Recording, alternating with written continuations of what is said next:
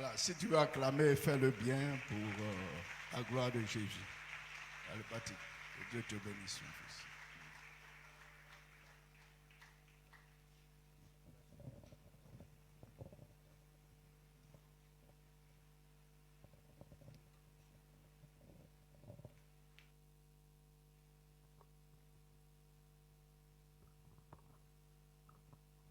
Alléluia. Alléluia. Mais je ne vous sens pas. Alléluia.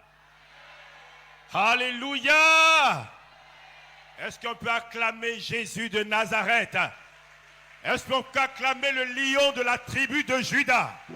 Est-ce qu'on peut acclamer le Seigneur des Seigneurs, le grand vainqueur de Golgotha, le triomphateur de la mort, celui qui ouvre et personne ne peut fermer, celui qui ferme et personne ne peut ouvrir, celui qui élève et personne ne peut abaisser. Acclame Jésus. Alléluia. J'aimerais aussi que nous acclamons le Seigneur pour la vie de quelqu'un. Il s'est déjà présenté, c'est mon père, c'est mon mentor. À chaque moment, je me réfère à lui. Il est beaucoup pour moi. Il est pour moi plus qu'un père spirituel. Alléluia. Et c'est mon papa, le prophète Yako et son épouse. À chaque fois, je viens auprès d'eux prendre des conseils. À chaque moment, il n'y a pas un moment où il n'a pas le temps pour moi. À chaque fois que je l'appelle, si le téléphone n'est pas ailleurs que c'est avec lui, il prend l'appel et il m'écoute. C'est ça un papa. Alléluia. Est-ce qu'on peut acclamer le Seigneur pour la vie du papa Tiako et maman Tiako aussi? Amen. Recevez la salutation des frères et sœurs de la Guinée. La Guinée, c'est un gros champ missionnaire. La Guinée fait, quand on veut prendre en pourcentage, on a 85% de musulmans. C'est un pays à majorité musulmane. 85% de musulmans. 8% de chrétiens, toutes confessions confondues. Ça veut dire évangéliques, protestants, catholiques, anglican, christianisme céleste, quoi encore, témoins de Jéhovah. Ouais, tout cela on les a mis dans le lot de chrétiens. Tout cela font seulement que 8%. Et les 7%, c'est le reste. Ceux qui font les pratiques traditionnelles et autres, ça c'est les 7%. Donc vous voyez combien de fois la Guinée est un gros champ missionnaire. Mais nous bénissons le Seigneur qui est en train d'ouvrir des portes, en train de susciter des hommes, en train de susciter des jeunes et des vieilles personnes, en train de susciter des personnes de tout âge confondu pour l'avancement de l'œuvre de Dieu en Guinée. Alléluia. Vous avez des musulmans qui se convertissent en grand nombre. Alléluia. Aujourd'hui, nous avons des peuls, des gens qui sont considérés, qui sont connus comme fermés à l'évangile, mais des peuls pasteurs aujourd'hui. Est-ce qu'on peut acclamer le Seigneur pour cela?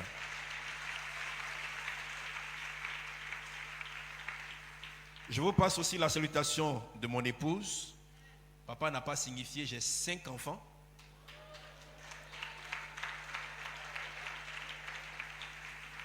Alléluia. Chaque fois que je dis ça, les gens disent, oh, il est jeune, il a beaucoup d'enfants comme ça. Vous savez, en fait, on avait décidé d'avoir 3.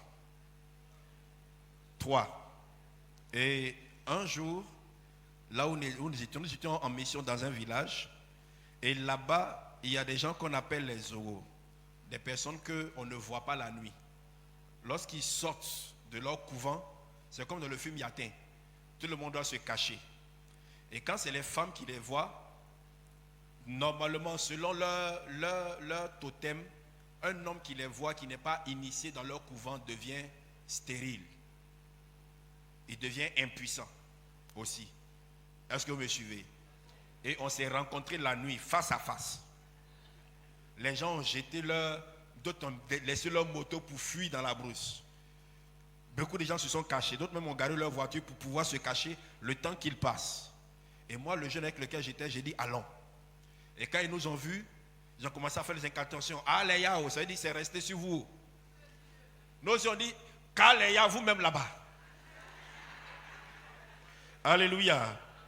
Et quand nous sommes rentrés, ils sont venus danser tout autour de la maison, jeter des feuilles qu'ils voulaient jeter, faire ce qu'ils voulaient faire. Et le Seigneur a permis que mon épouse prenne grossesse. On ne savait même pas. C'était des jumeaux.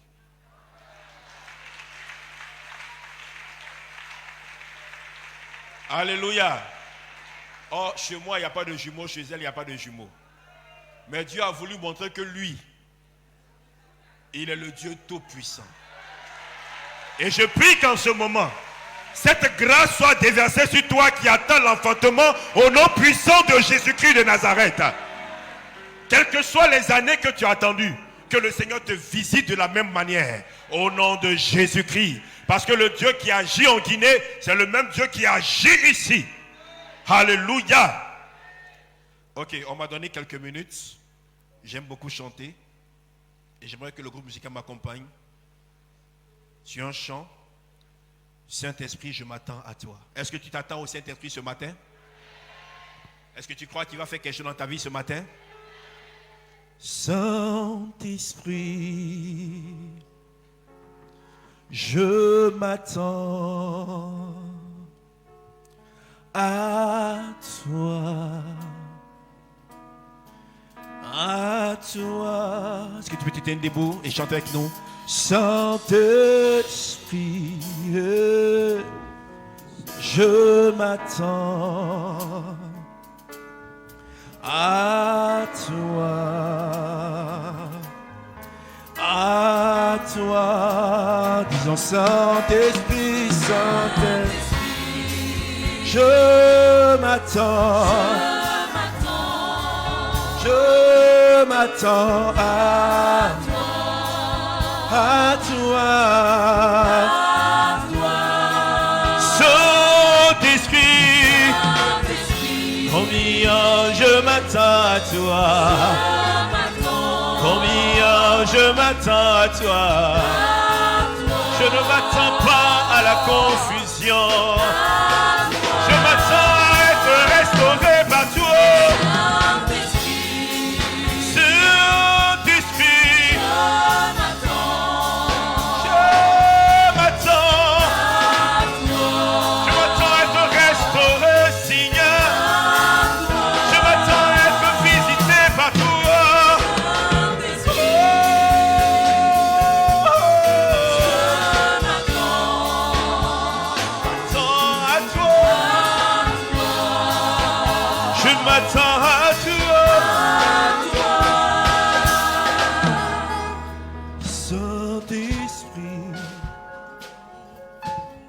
Je m'attends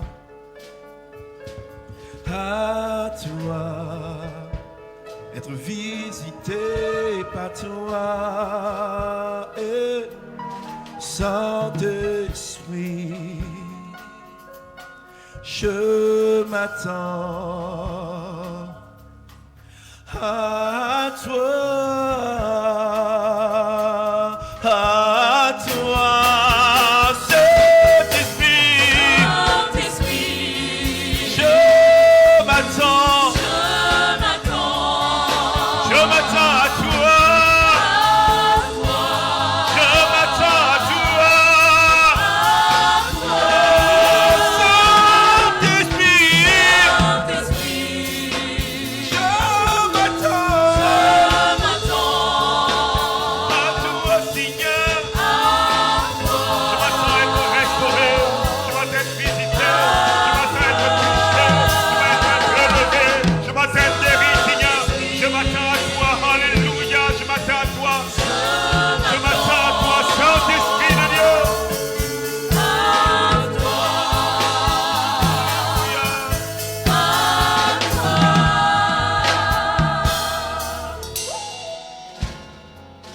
Seigneur, nous sommes tellement limités.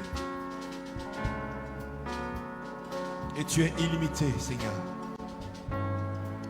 Tu as les paroles de la vie. Tu as les paroles qui restaurent. Tu as les paroles qui guérissent. Quelqu'un est venu ici chargé. Quelqu'un est venu ici découragé. Quelqu'un est venu ici abattu. Quelqu'un ici ne sait à quel sens se vouer. Ma prière en ce moment, c'est que tu touches cette personne. Que tu parles à son cœur. Que tu parles à son esprit. Que tu relèves cette personne qui est tombée. Au nom de Jésus-Christ. Seigneur, je suis limité, mais tu es illimité. Que ma bouche soit ta bouche ce matin. Que mes pensées soient tes pensées. Au nom de Jésus-Christ. Et tout le monde dit. Et tout le monde dit. Alléluia. Alléluia. Je ne suis pas venu seul. Je suis venu accompagné d'une sœur. Je ne sais pas si elle est dans la salle. Elle vient aussi de la Guinée. La sœur Martine Somo, est-ce qu'elle est là? Ou elle est sous la bâche? Ok, je pense qu'elle est sous la bâche. Alléluia. Nous allons prendre nos Bibles dans le livre de Luc chapitre 4. Excusez, deux fois j'ai tendance à être un peu rapide. Donc si vous voyez que c'est un peu rapide, levez la main parce que je vais aller un peu rapidement. Il y a beaucoup à dire, mais il y a peu de temps. Donc nous allons essayer de résumer ce que nous avons à dire. Luc chapitre 4, verset 18. Et 2 Corinthiens chapitre 3, verset 18. Le 2 Corinthiens 3, 18, je vais le lire dans la parole de vie. Je lis. Luc chapitre 4, verset 18. L'Esprit du Seigneur est sur moi parce qu'il m'a oint pour annoncer une bonne nouvelle aux pauvres. Il m'a envoyé pour guérir ceux qui ont le cœur brisé, pour proclamer aux captifs la délivrance et aux aveugles le recouvrement de la vue, pour renvoyer libres les opprimés. Alléluia. 2 Corinthiens 3, 18. Je lis dans la parole de vie et vous pouvez lire dans la version que vous avez. Or, c'est sans voile, le visage découvert, que nous tous, nous contemplons, comme dans un miroir, la gloire du Seigneur. Ainsi, nous sommes constamment d'elle, d'après son modèle, pour lui ressembler davantage de jour en jour et en refléter une image toujours plus fidèle. Sa gloire devient progressivement nôtre. Chez vous, c'est nous sommes transformés de gloire en gloire. Sa gloire devient progressivement nôtre. Il ne saurait en être autrement, car celui qui agit en nous, c'est le Seigneur lui-même par son esprit. En toute franchise. Amen. Alléluia. Il y a plusieurs années passées, il y a un homme de Dieu du nom de Smith Whiteward qui a été appelé l'apôtre de la foi. Et cet homme avait un puissant ministère de guérison. Dieu l'utilisait, c'était un grand évangéliste. Et à sa vieillesse, il a gagné beaucoup d'âmes au Seigneur, il a gagné des milliers d'âmes au Seigneur. Et à sa vieillesse, alors qu'il était à la retraite, il est parti faire culte chez un jeune pasteur du nom de David Simmons. Et ce jour, l'homme de Dieu, David Simmons, a reçu un message de la part du Seigneur qui devait délivrer. C'était un message sur la guérison des cœurs. Et Smith Whiteward était dans la salle. Lorsqu'il est rentré, il a vu ce doyen qui est assis dans la salle. Il était troublé, mais il dit, il n'y a pas de souci. C'est l'Esprit de Dieu qui conduit les choses. Donc, il a prêché. Quand il a fini de prêcher et que le culte est fini, tout le monde est rentré à la maison. Mais Smith est resté. Il a vu qu'il y avait une seule personne qui est restée assise à sa place. Et cette personne, c'était Smith Whiteward, ce doyen, ce père qui est assis. Donc le pasteur, il avait peur parce qu'il s'est dit que qu'est-ce que j'ai fait? Peut-être que j'ai fait quelque chose de grave ou peut-être que j'ai enseigné quelque chose qui n'est pas conforme à la parole de Dieu. Et voici ce vieillard qui lui dit, je veux te voir. Il dit, David, je veux te voir. Waouh, son cœur a commencé à battre. Un doyen qui dit, veut te voir après que tu viennes de prêcher. Et il allait dans son bureau avec le doyen. Et le doyen lui dit, j'ai prêché pendant des années. j'ai proclamé la parole de Dieu. Le Seigneur m'a utilisé pour guérir beaucoup de malades. J'ai gagné des milliers et des milliers au Seigneur. Mais je n'étais pas satisfait.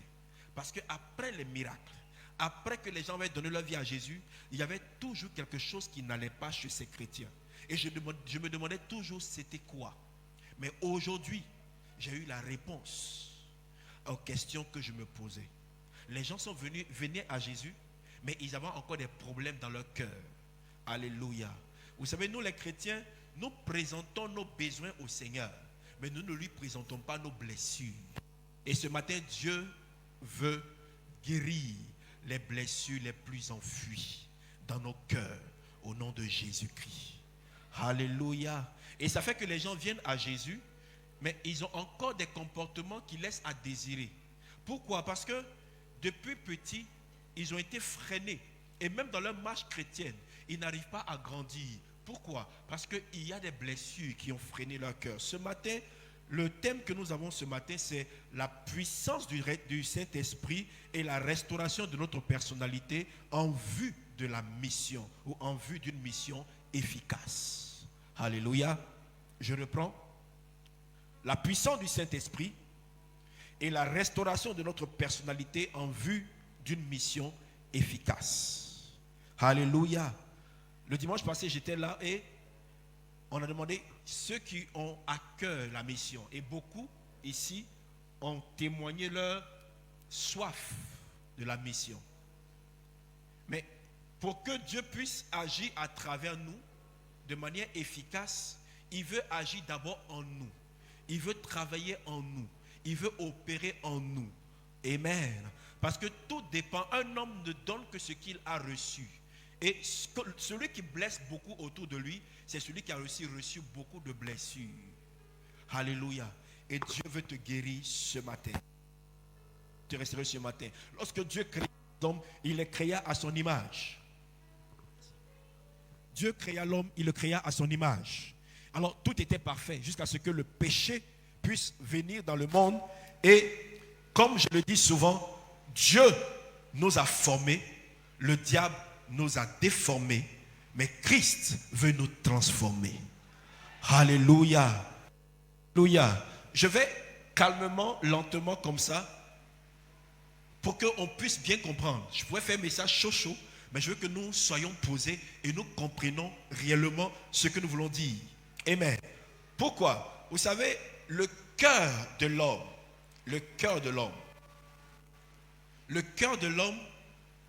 c'est ta personnalité même. Alléluia.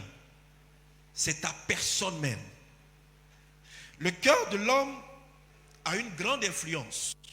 Celui qui contrôle ton cœur contrôle ta vie. Ce qui remplit ton cœur détermine tes actions, détermine ta manière de faire, détermine ta manière de marcher, détermine même tes relations avec les autres. Qu'est-ce qui remplit ton cœur? Demande à celui qui est à côté de toi, qu'est-ce qui remplit ton cœur? Alléluia. Alors dis-lui, écoute parce que Dieu veut te parler. Il veut te parler de ton cœur. Alléluia. Ce message va nous permettre de comprendre comment notre cœur affecte notre vie, affecte nos comportements, affecte nos actions, même étant chrétiens. C'est pourquoi la Bible dit que nous sommes transformés de gloire en gloire. Pourquoi? Parce que le salut, il est instantané. Je donne ma vie à Jésus, j'ai accepté Jésus, je suis sauvé. Mais la transformation est progressive. Alléluia. La transformation est progressive. Alors, nous sommes de gloire en gloire. De gloire en gloire, selon que nous laissons l'esprit de la place à l'esprit de Dieu de travailler dans notre cœur, de travailler dans notre vie. Le cœur est mentionné 844 fois dans la Bible. 844 fois. Dans l'Ancien Testament, il est mentionné 686 fois et dans le Nouveau Testament 158 fois. Alors nous voyons combien de fois la Bible, la parole de Dieu, porte une importance capitale au cœur. Et c'est pourquoi Dieu dit, mon fils, donne-moi ton cœur. Alléluia. Il n'a pas dit, donne-moi ta tête. Il n'a pas dit, donne-moi tes intestins. Il n'a pas dit, donne-moi ton cerveau. Il dit, donne-moi ton cœur. Pourquoi? Parce Parce que celui qui contrôle ton cœur, contrôle ta vie. Alléluia. Celui qui contrôle ton cœur, contrôle ta vie. Alors, qu'est-ce qui contrôle ton cœur aujourd'hui? Le corps, selon les biologistes, le cœur est l'organe musculaire creux et pulsatile qui assure la circulation du sang dans le corps humain ou animal. Alors, lorsqu'il s'arrête, il n'y a plus de vie. On peut dire que quelqu'un est mort, quelqu'un est dans le coma, mais de battre, on a espoir qu'il peut revenir. Mais quand le cœur s'arrête, tout le monde est paniqué. Pourquoi? Parce qu'on dit c'est la cessation de vie. Amen. Donc ta vie même là, c'est lié à quoi? À ton cœur. Quand on veut constater que quelqu'un est mort, on voit si son cœur bat. Est-ce que son cœur bat? Mais la Bible nous donne aussi une autre explication du cœur. La Bible nous fait voir le cœur autrement. L'hébreu appelle le cœur l'âme ou l'aigle. Et le grec appelle le cœur cardia. Et quoi? Le cœur, c'est le siège de nos pensées. Le cœur, c'est le siège de nos émotions. Le cœur, c'est le siège de toutes nos réactions. Tout dépend de ce que j'ai dans le cœur. Alléluia. La Bible, le Seigneur dit quoi? C'est du bon trésor. C'est du trésor que nous avons, que nous parlons. C'est du dedans que ce qui est dedans qui s'extériorise. Alléluia. La Bible présente le cœur comme l'homme intérieur, comme l'esprit et l'âme, comme la volonté, comme notre compréhension, la partie interne ou le milieu. La Bible voit encore le cœur comme la connaissance, la pensée, la réflexion, la mémoire. Elle voit encore le cœur comme le caractère moral, le siège de nos appétits, le siège de nos émotions, le siège de nos passions et le courage. C'est pourquoi lorsqu'on veut parler de quelqu'un qui est courageux, on dit il est un cœur de lion. Alléluia. Toutes ces choses pour que nous arrivions à comprendre comme de fois le cœur est important. Alors il y a trois types de cœur. La Bible nous parle de cœur. Nous avons le cœur brisé, qui est le cœur en souffrance, ou le cœur blessé. Jésus dit, pour guérir ceux qui ont le cœur brisé. Ceux qui ont le cœur brisé, c'est le cœur en souffrance, c'est le cœur blessé. Deuxièmement, nous avons le cœur enfermé, le cœur endurci, le cœur incrédule, le cœur méchant de Dieu. Lorsque les blessures sont devenues grandes, lorsque les blessures sont devenues atroces, lorsque les blessures sont devenues fortes, la personne finit par avoir un cœur endurci, elle devient insensible. Insensible même aux douleurs des autres. Insensible aux problèmes des autres. Un cœur fermé et insensible à la parole de Dieu. Mais la Bible nous dit que le Seigneur nous donne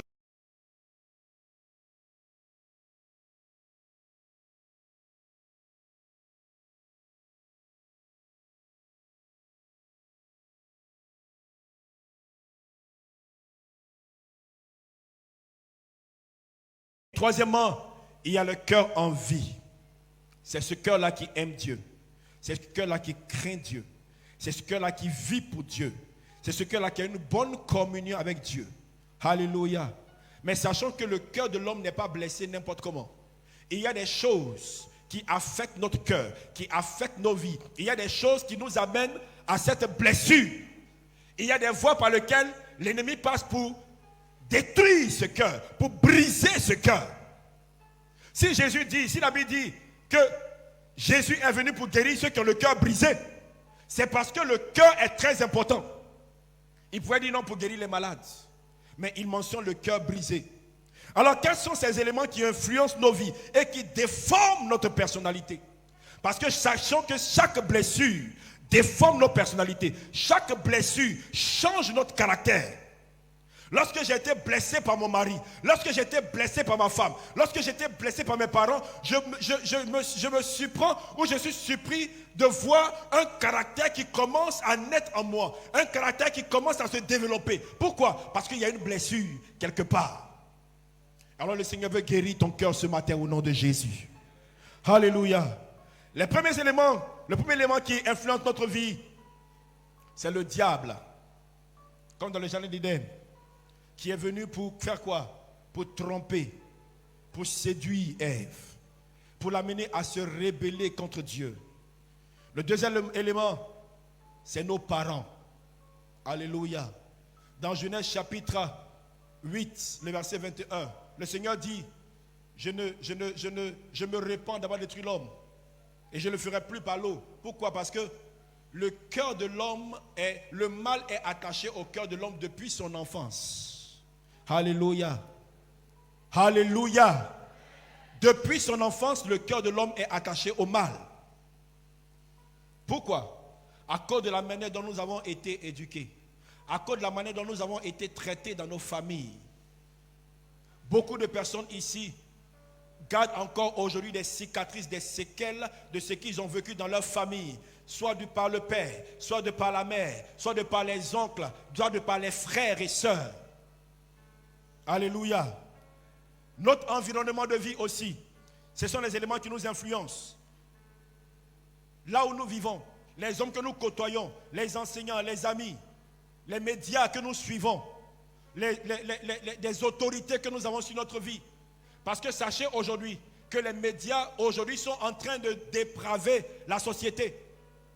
Les jeunes aujourd'hui sont en train d'aller ailleurs, ont perdu nos valeurs. Pourquoi? À cause de ce qu'ils entendent, à cause de ce qu'ils voient sur les réseaux sociaux, par les médias. Alléluia. Alléluia. Nous devons comprendre quelque chose. Qu'aujourd'hui, même à l'église, beaucoup de familles sont en souffrance. Et ça affecte la vie des enfants. Ça affecte la vie du peuple. Et même ça influence, même jusqu'à ce que la personne donne sa vie à Jésus, ça influence encore sa vie.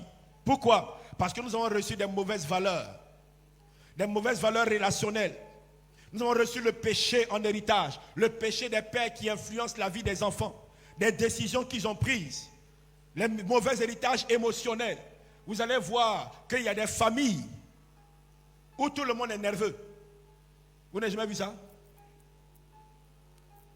Des familles où tout le monde est nerveux. Il ne peut pas causer. Tous les jours, c'est palabre. Il y a des gens ici qui ont vécu dans ces genres de familles. Tout le temps des conflits. Tout le temps des problèmes. Et toi qui veux t'en sortir, tu dis quoi? Je coupe tout pont avec ma famille. Pourquoi? Parce que tu as eu tellement de blessures. Tu ne veux plus vivre dans cette atmosphère de conflit. Mais partout où tu t'en vas, tant que le Seigneur n'a pas guéri ton cœur, tu vas continuer à vivre dans les conflits. Tu vas continuer à vivre dans les problèmes. Que le Seigneur te guérisse au nom de Jésus-Christ.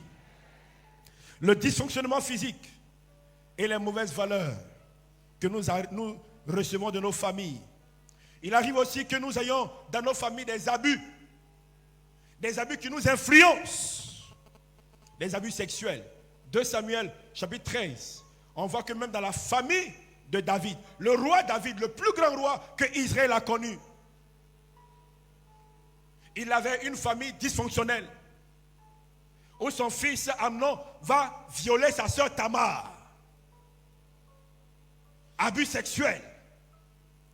Et beaucoup de personnes aujourd'hui vivent dans des problèmes dans leur cœur parce que ces personnes ont été violées, ces personnes ont été abusées, deux fois même par des gens de la famille. Et on ne sait pas pourquoi ces personnes sont nerveuses. Elles se lèvent le matin, elles sont nerveuses comme tout le monde.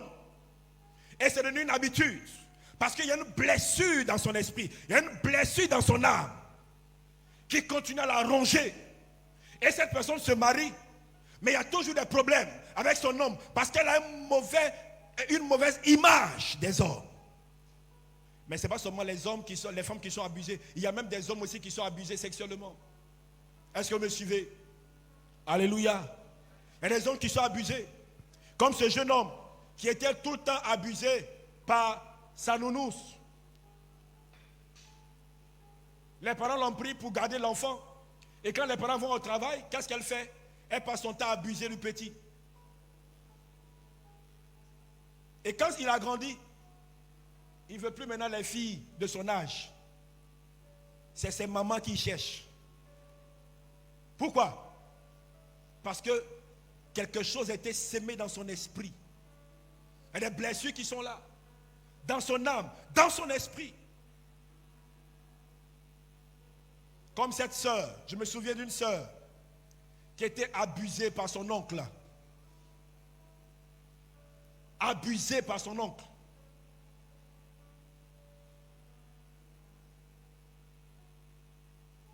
Chaque fois que je parle de ça, je pense encore à quelqu'un d'autre.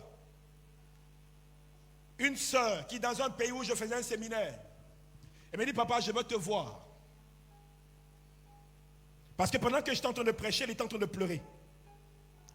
Et je ne comprenais pas pourquoi elle pleurait. Elle dit, papa, je veux te voir. Et je l'ai reçu chez moi à la maison. Et elle me dit, papa, tout ce que tu disais, c'était moi. J'ai été abusé par mon propre grand frère, de même père, même mère. J'ai été violé. Et elle a gardé ça. Elle dit, papa, c'était ma vie parce que j'étais devenue violente, nerveuse. Quand je me battais avec des hommes, c'est avec ces couteaux que je prenais contre eux. Ce grand frère lui dit, va payer quelque chose pour moi. Elle s'en va. Au retour, il dit, non, il faut rentrer dans ma chambre, tu vas déposer. Alors qu'il est dedans. Dès qu'elle est rentrée, il a fermé la porte. Il a accusé de sa soeur. Et celle dont je parle, elle est diaconée dans une église. Mais elle a gardé ça dans son cœur. Elle souffrait avec ça. Elle souffrait avec cette douleur. Elle va dire à qui? Elle dit, papa, j'ai jamais dit à quelqu'un. Parce que c'est honteux. Parce que c'est honteux. On a beaucoup comme ça. Ils viennent à l'église, mais ils ne sont pas heureux. Ils font semblant d'être heureux devant les gens. Ils font semblant d'être contents. Ils rient à l'église, mais quand ils vont à la maison, quand ils sont assis seuls, ils pleurent. Ils pleurent dans le secret. Comme ce jeune homme qui a passé son temps, c'était devenu son travail de violer les filles. Parce qu'il a été violé quand il était petit. Ça a laissé dans son esprit une trace. Il avait une mauvaise image des femmes.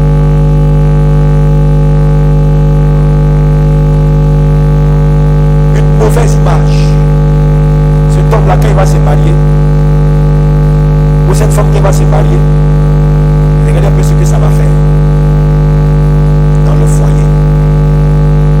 Alléluia. Ça a des conséquences. Ça crée des traumatismes. Ça crée le stress. Et beaucoup, lorsqu'ils rentrent dans leur foyer, on dit non, il est impuissant. Vous savez, il y a un sexologue qui disait quelque chose. Il dit 95% des problèmes des hommes, des problèmes érectiles des hommes, viennent des problèmes psychosomatiques. Le stress.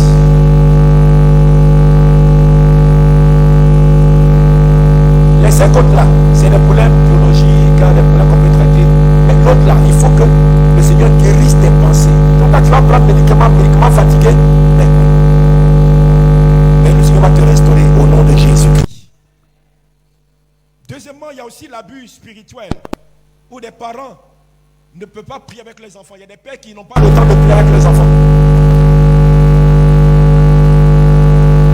C'est maman qui prie souvent avec les enfants. Papa n'a pas le temps de prier les enfants. Parce qu'il est trop occupé à chercher l'argent. Il est tout le temps fatigué. Et les enfants ont une mauvaise image. Comme ça. Que le Seigneur permet que dans nos familles, et papa et maman prient avec les enfants au nom de Jésus-Christ. Et les abus émotionnels que nous avons depuis nos familles, provoqués par la haine, par les humiliations. Quelqu'un, tu vois ton enfant, regarde sa tête, comment c'est gros. Regarde tes pieds. Regarde comment ton nez est plat. Et l'enfant a honte. Et il continue de grandir avec ça. Si on a dit que tu as des petits pieds, elle commence maintenant à porter des longues robes pour cacher ses pieds. Quand tu dis que tu as une grosse tête, partout il passe, il a honte. Quand tu dis toujours que tu es vilaine, il y a une dame qui a giflé son mari comme ça. Il venait de se marier. Vous savez pourquoi? Vous savez pourquoi? Son mari lui a dit, oh chérie, tu es très belle ce matin.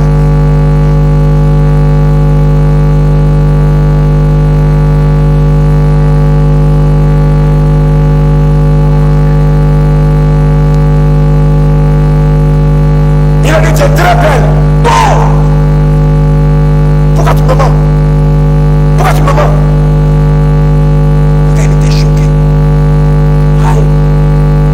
C'est quelle personne t'a apprécié que tu gifles les gens. Mais en fait, on a passé tout le temps à lui dire qu'elle est vilaine. C'était l'injure qu'on prenait pour lui donner. Elle ne croit pas. Elle a une mauvaise estime d'elle-même. Et c'est ce que les abus nous amènent à voir.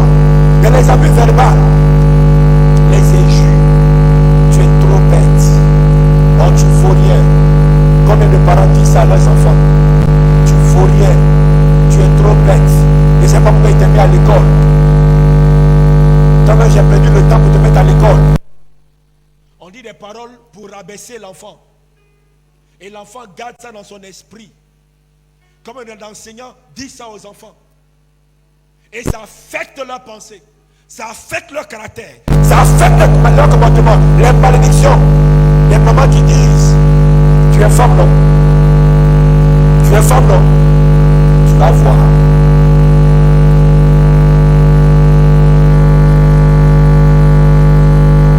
Même à l'église, il y a des parents qui ne tardent pas à maudire leurs enfants. Disons des bonnes paroles sur nos enfants. Parce que la parole est puissante. La parole est créatrice. Et vous savez ce qu'on ne savait pas? Tu as l'autorité sur ton enfant. Ce que tu dis sur lui, tu donnes un mandat, soit au Seigneur, ou soit au démon d'influencer ta vie, sa vie. Est-ce que vous comprenez? Quand tu dis des paroles sur ton enfant, tu donnes un mandat au monde spirituel. Quand tu dis à ton enfant, oh tu es le problème de ma vie. Depuis que je t'ai eu, je n'ai plus la paix. Depuis que je t'ai eu, ma vie est gâtée. C'est à cause de toi que je suis où je suis aujourd'hui. C'est à cause de toi que je n'évolue pas. C'est à cause de toi, depuis que je t'ai eu, mon école est gâtée. Surtout ne dis quoi à l'enfant? Que cet enfant est une malédiction pour toi. Oh Dieu nous montre que les enfants sont une bénédiction qui vient de l'Éternel. Alléluia. Je ne suis pas en train d'encourager les gens avant le temps d'avoir des enfants. Mais si c'est arrivé, tu ne peux que, comme papa le disait, tu ne peux que t'en... c'est l'enfant qui t'a envoyé. Il y a une soeur, un jour me disait, elle a une colère contre sa mère. Parce que sa maman disait toujours, c'est toi qui as gâté ma vie. Et vous savez, cette soeur, elle n'a jamais payé ses études. Elle s'est remariée avec un autre homme. Parce que le papa de la fille, c'était pas marié. C'était juste des amis. Et puis dans l'amitié comme ça, là, c'est pas un copain, juste ami de quartier. Et puis dans le couloir comme ça, là, il y a un but qui est marqué. Et puis ses études sont arrêtées. Et le monsieur, comme il était petit, il avait peur. À ce moment, il était petit, il a eu peur de reconnaître la grossesse. Et elle a eu son enfant. Elle a détesté l'enfant. Qu'elle voyait l'enfant, elle voyait le papa. Elle ne ressemblait pas à son papa. Donc elle voit l'enfant, elle voit l'homme qui l'a enceinté. Malgré que l'homme est venu après demander pardon, elle a dit à la fille, je ne veux jamais voir ton pied, je le dis. Qu'elle veut la frapper, elle va piler piment. Mais sur son corps. Cette soeur qui me parlait de ça, qui vient à l'église. Elle est engagée. Mais elle a de la haine dans son cœur contre sa mère. Alléluia. Abus émotionnel encore. Vous savez, il y a des familles où on dit le plus grand devient le sacrifice de la famille. Je connais une soeur comme ça. On lui a dit, bon, elle a étudié jusqu'en cas de 6 ans. On dit, bon, comme tu es la première, toi, il faut laisser l'école comme ça. Tu vas venir travailler. Et puis tes soeurs et tes frères vont aller à l'école. Tu vas travailler pour payer leurs études. Maman vit, papa vit, ils sont tous en bonne santé. Et cette soeur, chaque fois qu'elle se mettait en colère, pas de ça. Mes parents ne m'ont pas mis à l'école. Mes parents ne m'aimaient pas. On a aimé seulement les autres. On les a mis à l'école pour étudier. Moi, on a refusé que j'étudie. Et laissez-moi vous dire, un jour, sa soeur qui a étudié, qui est maintenant travaille dans son bureau, elle a son bureau, elle a son argent, tout et tout. Elle dit à la grande soeur, lorsque la grande soeur a eu un petit contentieux avec elle, elle lui dit, écoute, toi tu es là, tu ne vaux rien, tu n'as rien. Moi, j'ai mon bureau, j'ai mon argent, toi tu n'as rien. Tu vas me dire quoi ici? Alors que c'est celle-là qui s'est sacrifiée pour qu'elle soit où elle est aujourd'hui. Quelle blessure. Alléluia. Et cela change. Il y a aussi les abus physiques. Lorsque nous frappons de manière exagérée les enfants, sans amour, avec haine et colère. Parce que vous savez, on peut corriger par amour. Et puis on peut corriger dans la haine. Alléluia. L'enfant le sait. L'enfant sent. Je connais quelqu'un, quand il voulait frapper son enfant, c'est les gros bois là, les chevrons de lit là. Ça il prend pour le taper. L'enfant est devenu un gros rebelle, un bandit. Il a fini par devenir vendeur de drogue. Alléluia. Et on dit non, on a tout fait pour l'enfant et puis il est comme ça. Mais on a fait, il y a quelque chose dans le cœur de l'enfant qui l'a rendu rebelle. Alléluia. Alors ces choses nous envoient, ces blessures nous affectent émotionnellement, intellectuellement, spirituellement et physiquement. Ça peut même amener la personne à se suicider émotionnellement. Elle n'a plus de ressenti, elle n'a plus d'émotion. Intellectuellement, elle refuse d'étudier. Tu vois ton enfant, il va toujours à l'école. À un moment donné, tu dis, tu ne comprends pas? Mais l'enfant qui allait très bien, tout allait bien chez l'enfant, mais voilà que tout est un coup comme ça, il y a un problème. Alléluia. Parents, ce n'est pas toujours sorcier. Dis à celui qui est à côté de toi, ce n'est pas toujours sorcier. Ce n'est pas toujours le sorcier qui a son intelligence. Des fois, il y a une blessure qui a fait que l'enfant a décidé de ne plus rien faire, de se suicider émotionnellement. Le Seigneur va apporter la vie dans cet esprit au nom de Jésus-Christ. Alléluia. Certains même se suicident spirituellement. Ils ne peuvent plus lire la Bible, ils ne peuvent plus prier. Quand il y a tellement de problèmes, ils n'ont plus la force de prier. Ils n'ont plus la force d'intercéder. Ils n'ont plus la force de lire la parole de Dieu. Ils n'ont plus la force d'évangéliser. Parce qu'il y a une blessure qui est venue déformer leur manière de faire et leur manière de vivre. Alléluia. Et rapidement, je termine. Cela crée 3 comportements chez le chrétien. Ces blessures. On peut avoir 3 sortes de personnes. 4 sortes de personnes. Le chrétien complaisant. Tellement qu'il cherche l'amour. Tellement qu'il cherche l'amour. Il est prêt à tout pour qu'on l'aime. Celui qui va à l'église, il est toujours disposé à faire quelque chose, même si il sait consciencieusement qu'il n'a pas envie de faire. Même s'il sait au fond de lui qu'il n'a pas le temps, qu'il ne peut pas faire, il ne peut jamais dire non. Et ces gens de personnes, surtout certaines sœurs, elle peut jamais dire non à un frère. Il y a des sœurs comme ça à l'église. Elle dit c'est ma faiblesse. En réalité, il y a quelque chose, il y a une blessure chez toi qui a fait que dès que le frère vient, tu as peur de le vexer. Tu te donnes à lui. Tu te livres à lui. Que le Seigneur te restaure au nom de Jésus. Alléluia. Il veut toujours qu'on l'aime. Il veut toujours qu'on parle de lui. Il devient en quelque sorte hypocrite. Il devient hypocrite. Il ne sait pas dire non. Et des fois, il finit par devenir menteur. Parce qu'il ne peut pas le faire, mais il dit d'accord. Et il devient menteur. Deuxièmement, rapidement, le chrétien, je ne peux pas. Il y a des passages, mais je vais un peu vite. Le chrétien, je ne peux pas. Lui, il ne peut jamais rien faire. c'est quelqu'un qui rentre en lui-même, quelqu'un qui abandonne. Souvent, il dit, personne ne se soucie de moi. Personne ne me dit ce qui se passe. Personne n'a le temps pour moi. Personne ne m'aime. Personne ne me visite. Il y a des chrétiens comme ça. Moi, je suis là-haut. On ne me visite pas. Comme je n'ai rien, c'est pourquoi. Comme je n'ai pas ceci, c'est pourquoi. C'est des chrétiens, je ne peux pas. C'est des gens qui abandonnent vite ça. Ce n'est pas des gens qui peuvent aller jusqu'au bout de ce qu'ils ont décidé de faire. Personne ne vient prier avec moi. Mais souvent, eux-mêmes là, ils ne vont pas vers les autres. Ils veulent qu'on vienne toujours vers eux. Alléluia. Ça vous dit, je ne sers à rien. Ça ne sert même pas d'essayer. Je suis un raté. Je suis comme ça. Je ne peux pas changer. C'est ma vie. Personne ne m'aime. J'abandonne. Il y a le chrétien à l'air compétitif. On l'a tellement montré que pour réussir, pour être bon, pour être aimé, il faut toujours être le meilleur. Même à l'église, il est dans la compétition. Dans la chorale, il est dans la compétition. Partout il est dans la compétition. Il se compare même aux gens qui ne pratiquent même pas.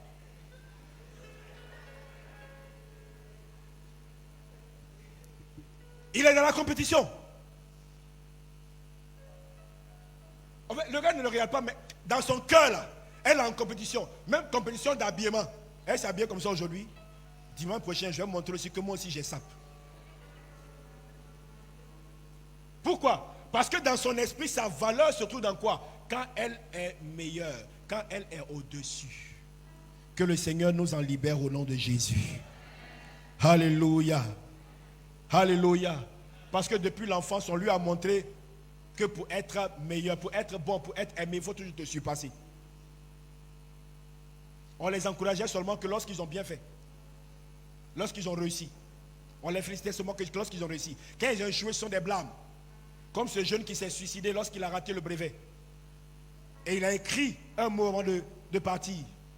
Il dit, j'avais honte et j'avais peur de croiser, de faire face aux réprimandes de papa. Et ce jeune vivait dans la compétition partout où il était. Même parmi ses amis, il veut être le premier, il veut être le chef. Partout où il est, il veut commander. Parce que pour lui, c'est étant là qu'il a de la valeur. Alléluia. Il veut toujours des compliments. Il veut toujours qu'on l'acclame. Il veut toujours qu'on le félicite. Il veut toujours qu'on lui dise non mais tu es le meilleur. Non mais tu es bien. Non mais c'est toi. À part toi, il n'y a pas quelqu'un. C'est toi seul qui est là. Tu es la solution. Et enfin, le chrétien critique. Lespapato.com. C'est le chrétien qui vient. Lui, sa mission à l'église, c'est de détecter tout ce qui n'est pas bon à son goût. Et critique tout. Cette personne, elle devient perfectionniste. Moi, j'étais comme ça aussi. Je sais, un jour même, maman a attiré mon attention là-dessus. Perfectionniste. Pourquoi? Parce que j'ai grandi aussi comme ça. J'ai été éduqué aussi comme ça. Alléluia. Ici, c'est pas bon. On ne va jamais te dire, quand c'est bon, on ne t'acclame pas. Quand c'est bon, on ne te félicite pas. Mais c'est quand c'est pas bon seulement qu'on te parle. Et ce chrétien, lorsqu'il devient pasteur, ça devient compliqué. Lorsqu'il devient leader, ça devient compliqué. Lorsqu'il devient restaurant, ça devient... Parce que tout doit être à la perfection selon lui, son goût. Que le Seigneur nous en libère au nom de Jésus. Alléluia. Alléluia. Alors, je termine par ceci. Le Saint-Esprit veut nous restaurer. Il veut transformer toutes ces choses dans nos cœurs, dans nos vies. Pourquoi? Parce qu'il est Dieu. Il est la troisième personne de la Trinité. Il est le directeur général des activités divines. Il est l'agent exécuteur de la volonté du Père, exprimée par le Fils. C'est sous son onction que des hommes et des leaders ont parlé de la part de Dieu, ont agi, ont eu des victoires de la part de Dieu. Des personnes comme Moïse, Josué, Samson, Déborah, Gédéon, Othniel, David, etc. C'est poussé par lui que des hommes ont parlé de la part de Dieu. Des hommes ont fait des exploits. Des hommes ont écrit la parole de Dieu. C'est sous son onction que Christ fut conçu dans le sein de Marie. Il a dit, le Saint-Esprit te couvrira de son ombre. C'est pourquoi le Saint-Enfant qui naîtra de toi sera appelé Fils du Très-Haut. Alléluia. C'est sous son onction que Christ exerça un ministère puissant de miracles. C'est par lui que les apôtres exerçaient des ministères puissants. Alléluia. C'est pourquoi tout le monde s'accorde pour dire que normalement, on ne devait pas dire actes des apôtres, mais les actes du Saint-Esprit. Parce que c'est lui qui faisait l'œuvre. Il joue un rôle capital dans la conversion. Il est l'agent de la régénération. Il est celui qui nous transforme de gloire en gloire, de gloire en gloire. Alléluia. Donc la Bible dit que nous sommes transformés de gloire en gloire par l'Esprit de Dieu. Il est celui qui communique les dons spirituels. Il est le maître de la moisson, celui qui appelle, celui qui équipe, celui qui forme, celui qui qualifie et celui qui établit. Il est le conseiller par excellence. Aucun ministère ne peut être puissant et efficace sans lui. Il est le consolateur. Si ton cœur est brisé, si ton cœur est blessé, si quelque chose te fait pleurer encore, l'Esprit de Dieu est venu pour essuyer tes larmes, pour te consoler, pour te guérir, pour te restaurer, pour te libérer et pour te relever au nom de Jésus-Christ. Alléluia. Il est le meilleur ami. Il est le meilleur confident. Il intercède pour nous par des soupirs inexprimables, parce que nous ne savons pas quoi demander dans nos prières. Alléluia. Il est celui qui glorifie le Père et le Fils en nous. Il est celui qui convainc de péché, de justice et de jugement. Il est notre associé dans le ministère. Il nous donne la révélation des pensées de Dieu. Il est le meilleur confident. Il joue un rôle capital dans la transformation du chrétien par son fruit en nous. Il nous communique la puissance de Dieu.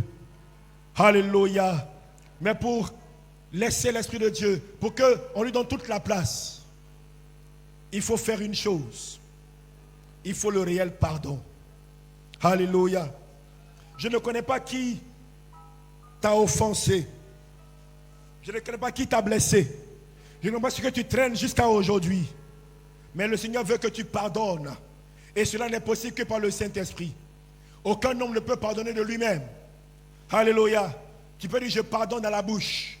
Mais ton cœur continue à garder la douleur, le souvenir de la douleur. Et ça continue à te faire mal. Et le pardon se situe à 3 niveaux. Demandez pardon à Dieu. Parce que lorsque nous avons été blessés, nous avons posé des actions. Nous avons eu des comportements qui n'ont pas honoré Dieu. Nous pardonner nous-mêmes. Avoir une bonne estime de nous-mêmes. Une bonne pensée sur nous-mêmes. Et pardonner à ceux qui nous ont offensés. Alléluia. Pardonner à ceux qui nous ont offensés. Cela nous amène à un véritable renouvellement. Un véritable renouvellement. Il faut reconnaître les faits, ce qui s'est passé. Il faut le reconnaître. Voici ce qui m'est arrivé. Et présenter cela à Dieu. Le confesser. Désirer s'en sortir. Désirer sortir de la blessure. Désirer sortir des comportements et des attitudes que nous avons eues. Laissez Dieu nous dépouiller par le Seigneur. Enlever ce habit de honte, cet habit d'humiliation, cet habit de deuil. Alléluia. Et pardonner réellement. C'est pourquoi tu vas te lever, te tenir debout. Et nous allons prier le Seigneur.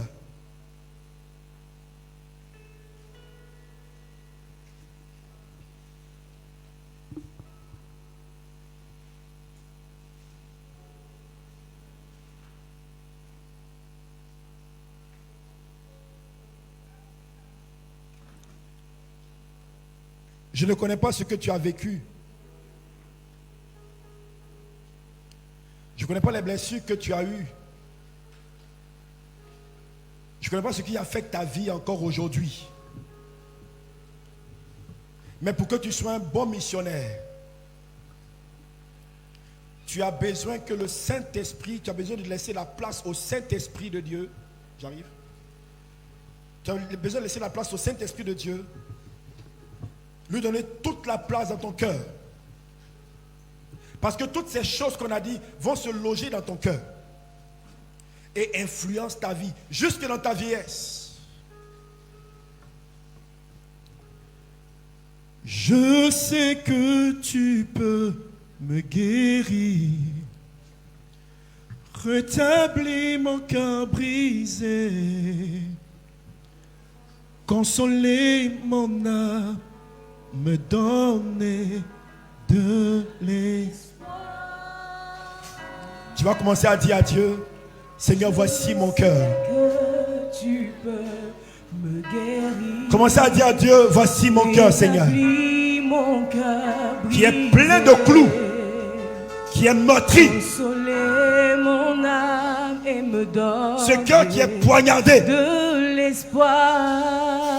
Ce cœur qui est déchiré. Je sais que tu peux me guérir. Peut-être aujourd'hui qui est arrivé au point d'être endurci. Mon cœur brisé. Dieu veut guérir ce cœur.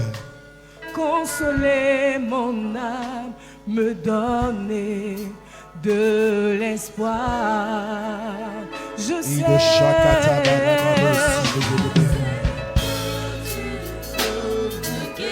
Commence à parler à Dieu. Commence à parler à Dieu. Commence à parler à Dieu. Consoler mon âme, me donner de l'espoir. Je sais que tu peux me guérir, établir mon cœur brisé. Tu peux consoler mon âme, consoler mon âme, me donner.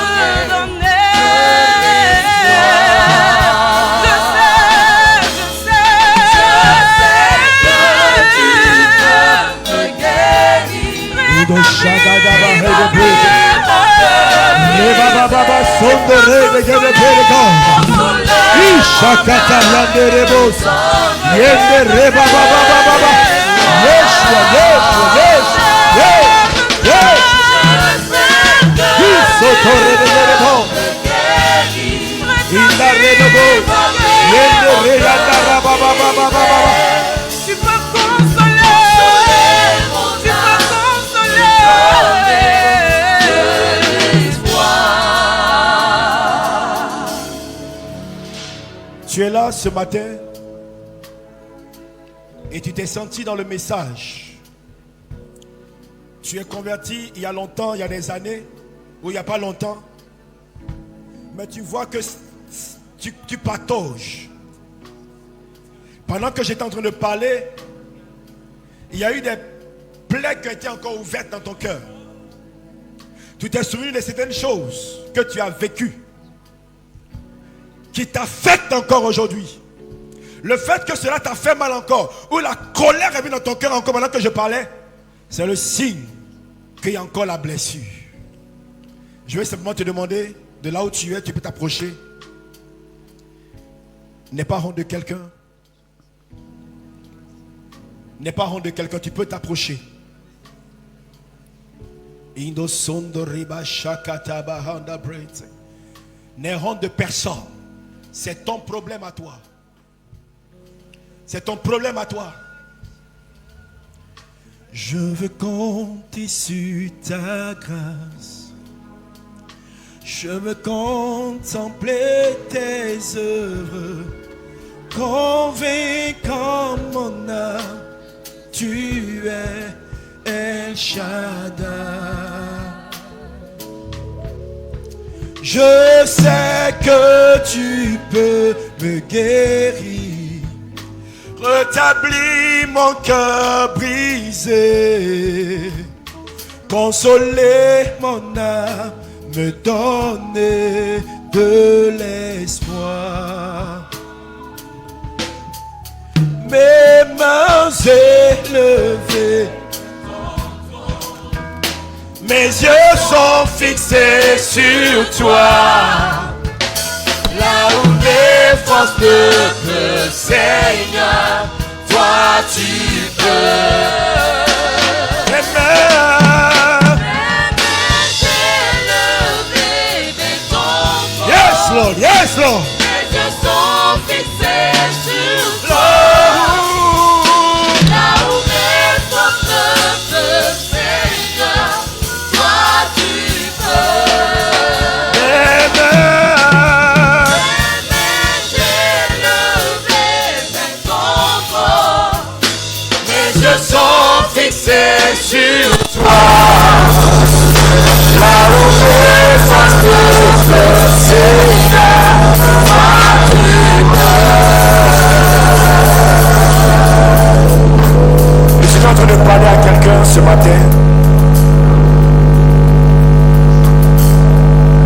ce jour tu as du mal à pardonner.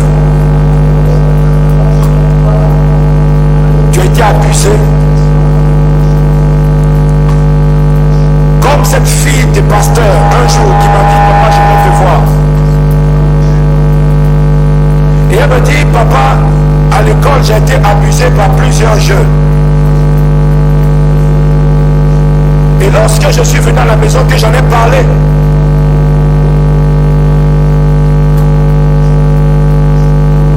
au lieu de me consoler, mes parents m'ont grondé.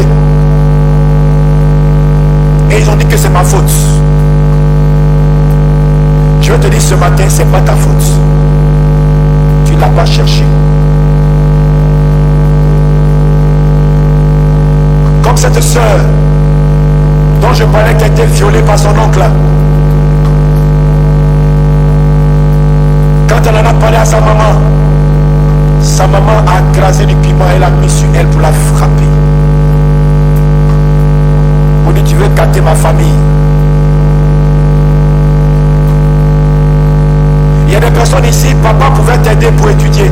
Papa pouvait t'aider quand tu as eu des projets. Mais il a refusé.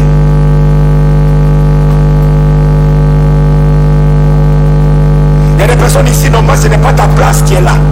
Où tu es aujourd'hui, ta place sociale où tu es aujourd'hui, ce n'est pas là que tu devais être. Mais parce que des personnes ont refusé. Des personnes t'ont blessé. Je veux changer ton histoire. Je veux restaurer ta vie. Je veux restaurer ta vie. Alors pendant que la couronne me dit, même les bébés contrôle.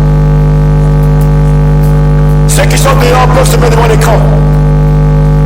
Il y a des pasteurs qui sont là qui vont prier pour vous. À combien nous enfants ce nom? L'Esprit de Dieu est présent pour te restaurer. Le Saint-Esprit est là pour te restaurer. Il est celui qui guérit ceux qui ont le cœur brisé. Il est celui qui guérit ceux qui ont le cœur brisé. Tes parents t'ont pas compris. Les hommes t'ont pas compris. Ton mari t'a pas compris. Ton épouse t'a pas compris. Mais le Seigneur t'a compris. Il était là. Il était présent. Quand tu vivais cela, il était présent. Il connaît ton histoire. Il connaît ta situation. Mes yeux sont fixés sur toi. Commencez à prier pour eux. Appelez Dieu. Commencez à prier pour eux.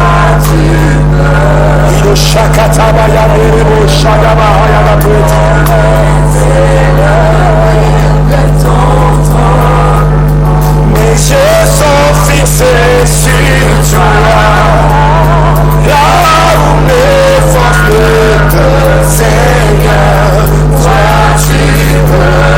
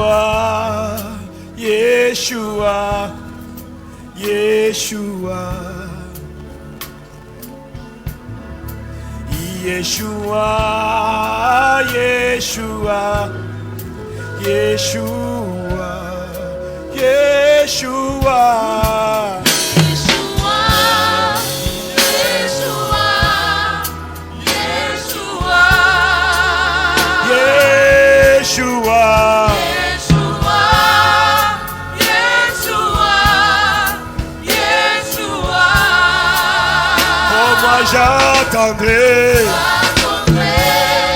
jusqu'à ce que ta gloire descende. Oh moi j'attendrai Oh jusqu'à ce que ta gloire descende. Oh moi j'attendrai J'attendrai Oh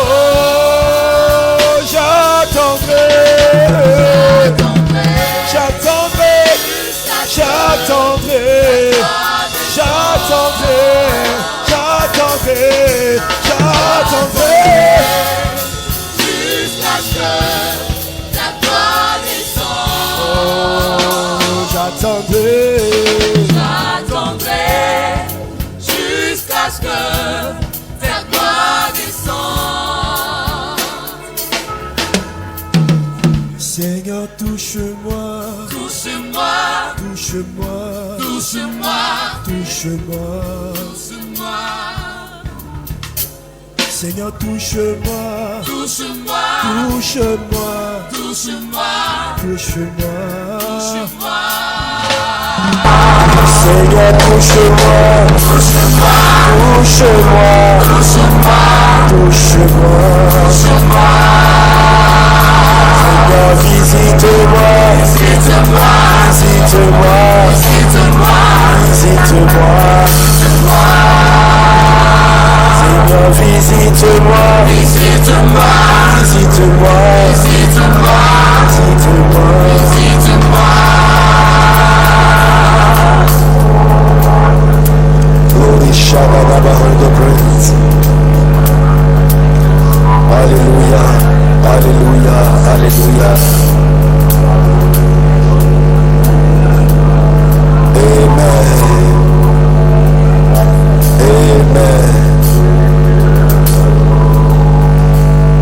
Amen.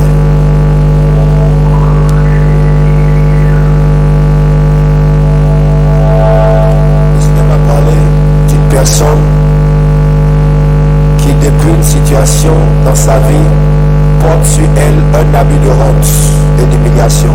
En fait, tu as été humilié publiquement. Et c'est devenu comme un vêtement sur toi. Tu portes cette humiliation partout où tu pars, partout où tu passes. Alors je prie maintenant au nom de Jésus que le manteau de honte, le manteau d'humiliation que tu portais soit ôté au nom de Jésus.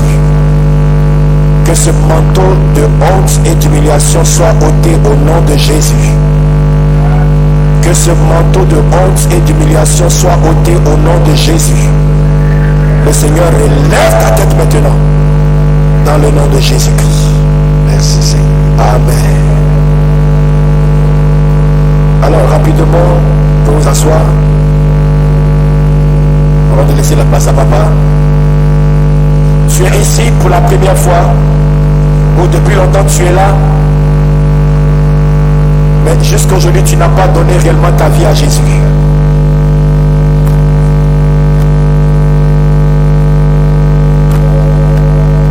Que tu sois dans la salle, que tu sois en dehors de la salle, Jésus est celui qui guérit ceux qui ont le cœur brisé. De là où tu es, tu veux donner ta vie à Jésus. Viens devant, nous allons prier avec toi. Que tu sois sous la bâche ou sous les bâches, que tu sois dans la salle d'ici. Viens, nous allons prier avec toi. Tu veux donner ta vie à Jésus, n'aie pas honte. Approche, approche. Viens rapidement. nouvelles âmes. Tu es là pour la première fois. Tu veux donner ta vie à Jésus. De nouvelles âmes. Viens rapidement. Ne laisse pas à demain ce que tu peux faire aujourd'hui. Parce que tu ne connais pas ce qu'un jour peut enfanter. Demandons aux nouvelles âmes, ceux qui veulent donner leur vie à Jésus, de s'approcher ici.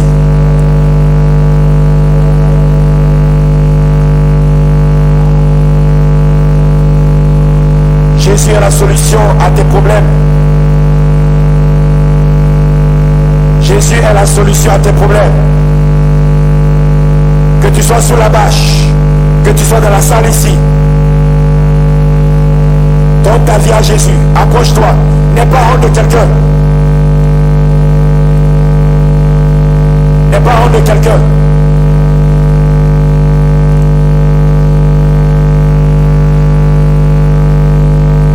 Alléluia.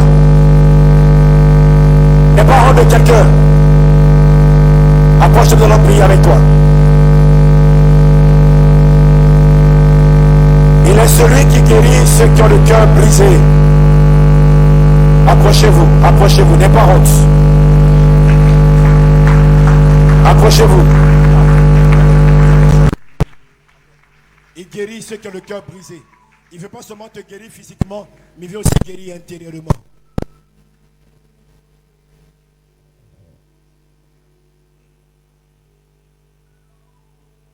Alléluia. Il n'y a pas d'autres personnes? Rapidement. Alléluia. Nous allons ensemble étendre les mains vers notre sœur. Béni sois-tu, Seigneur. Seigneur, tu es celui-là Au nom de Jésus. qui attire à toi des hommes lorsque tu es exalté, lorsque tu es glorifié. Nous prions pour notre sœur et la recommandons à ta grâce. Que tu sois le maître de sa vie au nom de Jésus. Que tu marches à ses côtés au nom de Jésus. Je prie que l'Esprit de Dieu fasse une œuvre extraordinaire dans sa vie au nom de Jésus. Que tu la visites, que tu la touches par ton esprit. Seigneur, que toute chaîne qui la retenait captive soit brisée au nom de Jésus. Que tout ce qui la retenait encore en arrière soit rompu au nom de Jésus. Que tout vêtement de honte et d'échec qu'elle portait soit ôté au nom de Jésus. Et qu'à partir de maintenant, elle soit tout à toi. Merci de ce que tu le fais dans sa vie. Au nom de Jésus-Christ. Amen. Je vais laisser rapidement la place à papa. Que Dieu te bénisse, chère sœur. Alors, il faut suivre les frères, ils vont te donner quelques conseils pour la suite de ta foi. Merci à mon fils, pasteur Patrick. Merci pour la parole. Vous avez été béni? Qui a été béni? Qui a été béni? Qui a été béni? Acclame Jésus. Qui a été béni? Alléluia. Alléluia. Voilà. Alors, tout homme de Dieu qu'on bénit, on sème une offrande dans sa vie et ça nous revient. Alors, prends une offrande, on va le bénir. J'ai dit que c'est un missionnaire, il est en Guinée, il vous a raconté son histoire brièvement. Si tu veux faire quelque chose après pour lui, tu vas le faire, mais tu vas faire une offrande juste ce matin pour lui dire, le Seigneur te bénisse et continue de bénir ton ministère. Fais-le. Et groupe musical, je vais vous laisser descendre, vous allez revenir tout à l'heure quand on va poser l'acte prophétique de la Sainte Seine. Et je vais introduire pendant qu'on va faire l'offrande pour laver les pieds de l'homme de Dieu. Je vais vous introduire des artistes, chantres, Assemblée de Dieu, nos frères, nos fils. Il y a Louis Guéla qui fait son concert. Ils sont venus juste nous rappeler cela. Elle-même, elle l'avait dit la dernière fois. Moissonneur, voilà, on vous laisse la place. Vous allez animer l'offrande pendant, voilà. Louis Guéla, tu vas chanter un peu encore. Je prie pour vos offrandes. Père, bénis ces offrandes Bénis-la, bénis ton peuple et le ministère que tu donnes à ton serviteur de guérir les cœurs brisés au nom de Jésus. Amen.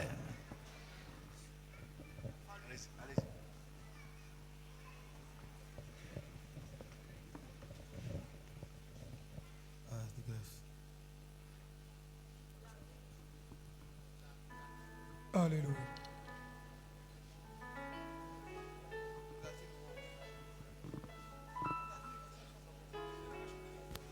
Et one, two. Un jour nous vent s'est levé, ma vie a changé, car l'Éternel s'est levé pour moi. Ah, maintenant que je suis une nouvelle créature, les choses anciennes sont passées. Désormais,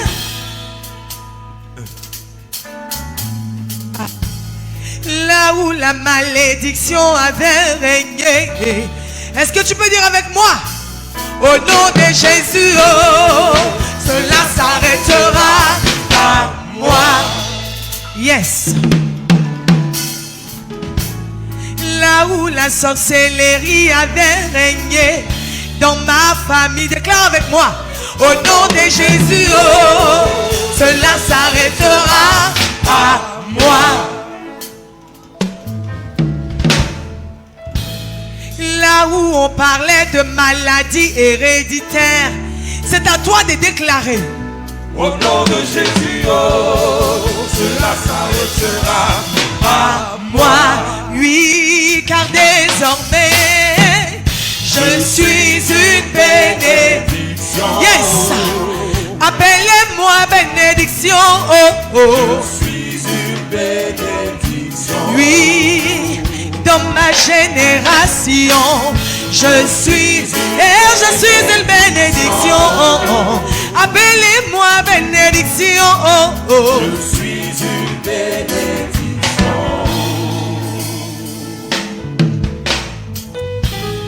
Là où il n'y avait pas de bonnes nouvelles, j'annonce qu'au nom de Jésus, oh, cela commence à qui? À moi. Est-ce que les propriétaires de cette parole sont ici? Les postes de responsabilité que personne n'a eu dans ma famille. Au nom de Jésus, oh, cela commencera à moi. Oui, car désormais, je suis. Yes, yes, yes. Appelez-moi bénédiction, oh, oh. Je suis une bénédiction. Oui, dans ma génération, moi, je suis une bénédiction. Appelez-moi bénédiction. Je suis une bénédiction.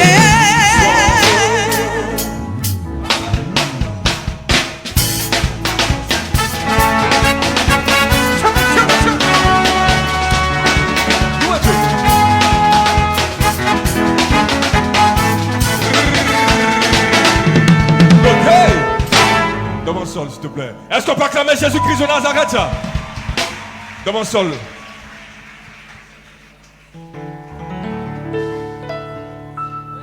Sur la croix de Golgotha, c'était le combat. Sur la croix de Golgotha, c'était le combat. Alléluia. Amen. Est-ce qu'on peut acclamer le Seigneur puissamment? Merci Seigneur.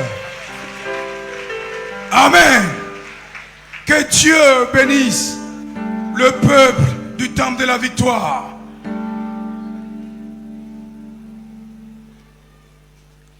Bon, en tout cas, moi, il dit que Dieu bénisse le peuple du temple de la victoire. Voilà, c'est vrai, je ne suis pas prophète, mais quand il dit Dieu bénisse, Dieu aussi. Alléluia. Alléluia. Dieu vous bénisse, Dieu bénisse notre Père. Dieu bénisse notre Père, Papa Tiako, qui, depuis le début de notre mouvement, nous a soutenus, nous a donné des conseils et des orientations. Alléluia. Dieu bénisse sa vie, Dieu lui donne longue vie. qu'il accompagne ses petits-enfants à la mairie. Dis amen. Voilà, c'est notre souhait. Nous sommes là ce matin pour vous annoncer une bonne et grande nouvelle. Seulement, nous avons été échaudés car notre sœur Louise Guéla avait programmé son concert et une structure a décidé de l'accompagner comme d'habitude. Toutes les structures accompagnent par rapport à leur image, ils soutiennent le concert. Souvent, ils prennent la moitié des tickets, ils payent la salle et ils accompagnent dans la communication. Alléluia. Mais le problème, quand elle a été convoquée pour la signature du contrat, ils lui ont demandé de retirer le nom de Jésus dans les chansons. Comme vous pouvez voir, tous les chantres assemblés de Dieu sont là. Je ne vais même pas les citer, mais tous ceux qui sont là sont les enfants des assemblées de Dieu. Et ailleurs, d'autres sont dans les autres temples en train d'annoncer le concert. Parce que nous avons dit, faut laisser tomber. Assemblée de Dieu va se mobiliser. Pourquoi je le dis? Nous sommes assemblés de Dieu. Nous sommes assemblés de Dieu et on ne peut pas nous demander de retirer Jésus dans notre prédication, dans notre adoration, dans notre louange. Nous avons été le trailblazer, je vais dire, la locomotive du réveil en Côte d'Ivoire. C'est pour cela que personne ne peut nous corrompre. Nous vous demandons, frères et sœurs, de nous soutenir et de soutenir la sœur. Allez payer le palais de la culture parce qu'ils ont retiré leur caution qu'ils avaient donnée là-bas et à faire la communication en achetant les tickets. Je vais inviter ici la jeunesse en premier de se mettre en ligne de front pour souffler dans les trompettes pour que les murs de Jéricho s'écroulent. C'est un défi qui nous a été lancé et nous devons relever ce défi. Le concert c'est le 4 septembre, dimanche 4 septembre au Palais de la Culture. Et nous devons aller envahir le Palais de la Culture. Pourquoi ce qu'ils ont dit? À l'Assemblée de Dieu ne paye pas ticket. Laissez-la, elle va tourner, elle va revenir. Alléluia. Bon, le Père là, voilà, je vais lui laisser la parole. Gloire à Dieu. Alléluia. Est-ce que c'est que les gens